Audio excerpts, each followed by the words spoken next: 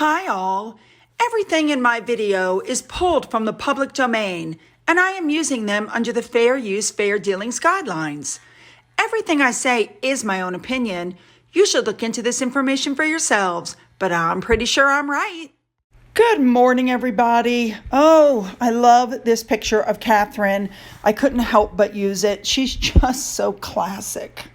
We have some news stories, we have some updates, the usual stuff. So let's just jump in with both feet and go, shall we? Let's go. We're starting this morning with the fact that Kate, or Catherine, went to Shout Out. That's the mental health organization that she's been a patron of, and she spoke with several people there. For those of you who don't know, this is a texting service that she helped establish back when Harry was still Harry, before he was brainwashed. For those of you who don't know, it's a free service available 24 hours a day, 7 days a week. And people immediately started looking at what she was wearing. And the reason for that is she wasn't wearing an $8,000 dress and $50,000 boots and $80,000 or $100,000 worth of jewelry. No, she wasn't. She looked stunning as usual. The dress that Catherine was wearing was a long-sleeved khaki leopard print dress by Derek Lamb, 10 Crosby, and black knee-high boots, and a black suede belt by B.A.&SH. The belt costs $135. The dress cost £355 or $480, which for business women is really not that expensive when you're looking for power outfits to wear to the office. You know what I'm saying? Very affordable. But the main item she was wearing, believe it or not, that caught my attention were her earrings. They are gold twisted hoops from, and as you can see above, I hope I say it right, ASOS. And she's worn them before. And they cost a big whopping $14.50. That's what I mean. Sometimes she does wear really expensive stuff, but a lot of times she buys stuff that's very affordable for everybody, and then she wears that same item repeatedly. That's just what I love about her. All right, moving on. The next thing we're going to touch on again is Spotify. I told you the other day that Spotify is now hiring people to push the podcasts that Harry and Meghan were supposed to do. Now, I know there's been talk that the reason Spotify is not getting rid of them is because it's free publicity. Good or bad, it's free publicity. But my thought process is they haven't given that money to the creators, the people that are actually making podcasts on a regular basis. They could have, but they haven't. Or I think they paid them all the money up front, and that's why they're trying so hard to get stuff out of them. There's really no way to know which way this is supposed to go or what's going to happen, but a few people have had some ideas. Here's a person who said they would do 10 times the podcast output that Harry and Meghan have done for 1% of the $30 million they paid them. So you get 10 episodes for $300,000. My DMs are open. I like reply guy number 9. Instead of paying $30 million for people that don't have anything interesting to say, why don't you set up a competition?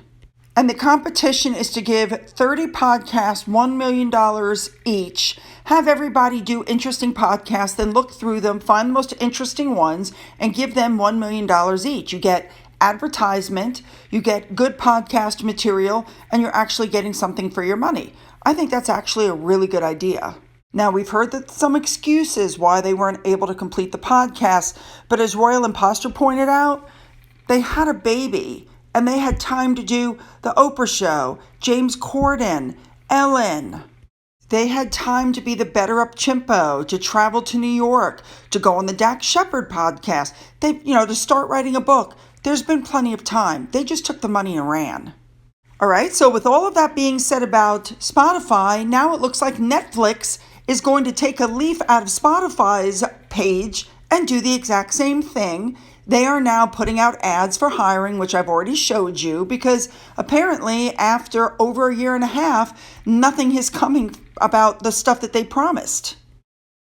You have to wonder what this is going to do for future business contracts, because I think people are going to look at them and go, wow, they talk a big game and they get a lot of money, but then they can't produce what they're promising. They're unable to do it.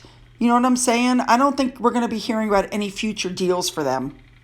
One of the shows they're supposedly producing is The Heart of Invictus now.